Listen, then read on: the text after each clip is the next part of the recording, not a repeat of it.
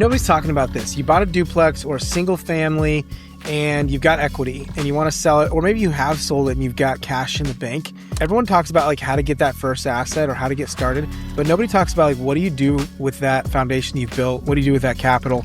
How do you go scale? Let's dig in.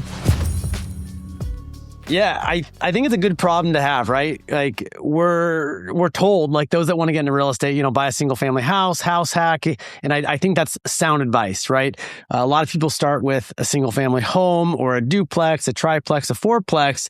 So let's just take like a duplex example. You bought a duplex, you have a rental for a few years, maybe you're cash flowing a little bit, but you get to a place where all of a sudden there's a lot of equity and you want to sell that property. And, I think the question people ask themselves, and we've found, because we asked ourselves the same question, is like, how do you actually scale in real estate? Like, how do you actually go from, a duplex to building a multi-million-dollar real estate portfolio that puts like actual cash in your pocket, like enough money to live a wonderful life and have a high net worth so you can do these, these amazing things.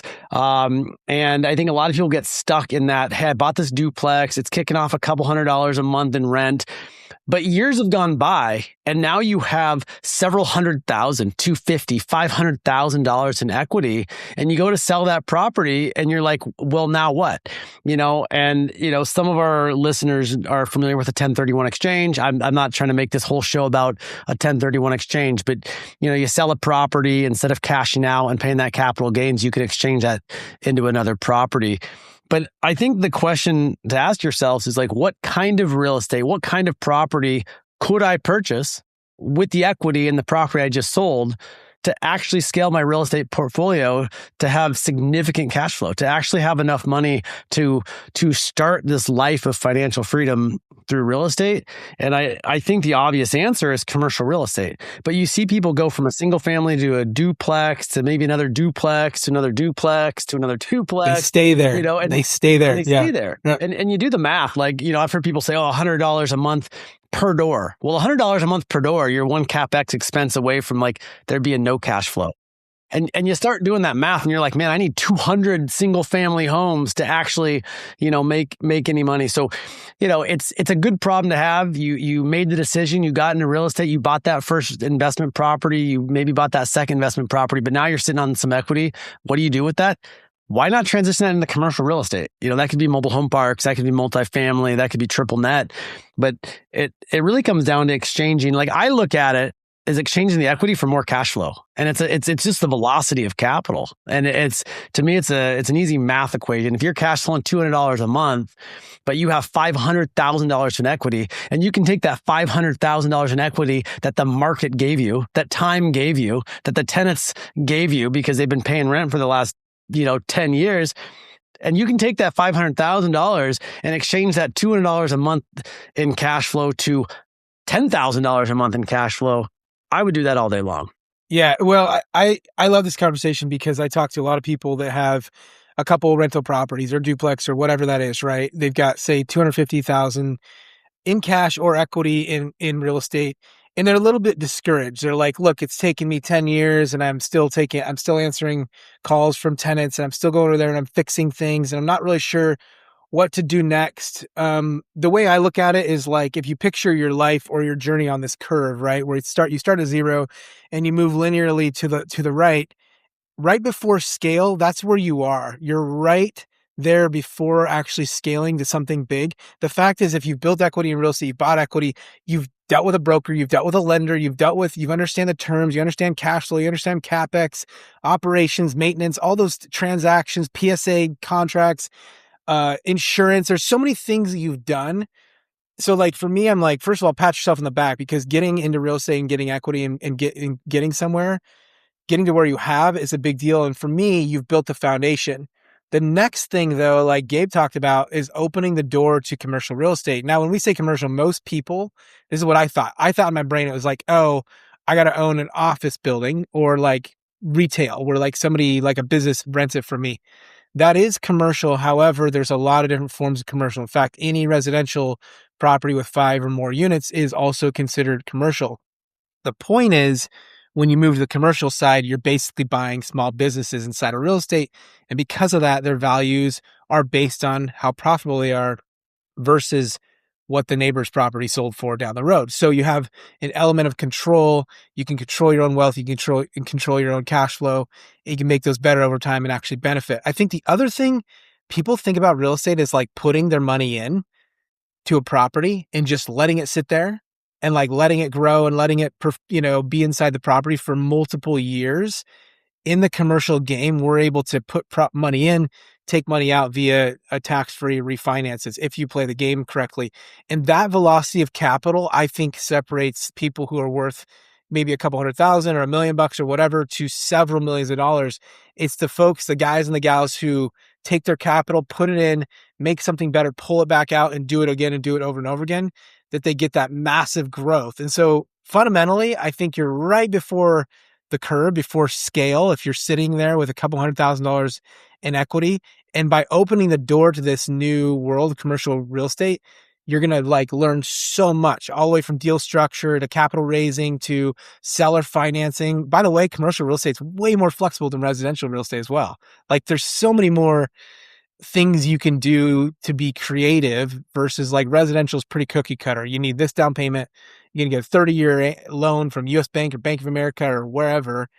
And so anyway, there's this door you got to walk through. And once you do, you're able to hit scale. Hey guys, if you like what you're hearing on the 0 to 100 podcast, come join the 0 to 100 Elite Mastermind. We have a very simple goal for you. That's replace your day job, make $120,000 a year plus in cash flow, real estate, and become a millionaire. That's it.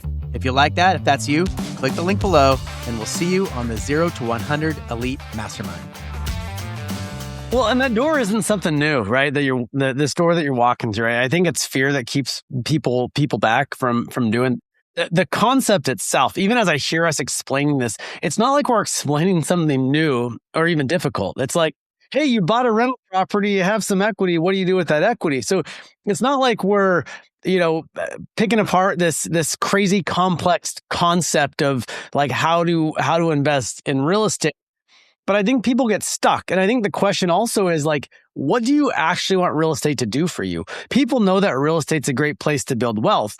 But if you actually want real estate to replace your income, you want it to replace your day job, you want to actually, build up a portfolio that gives you significant net worth and significant cash flow that you can live on and not have to go to work if you don't want to.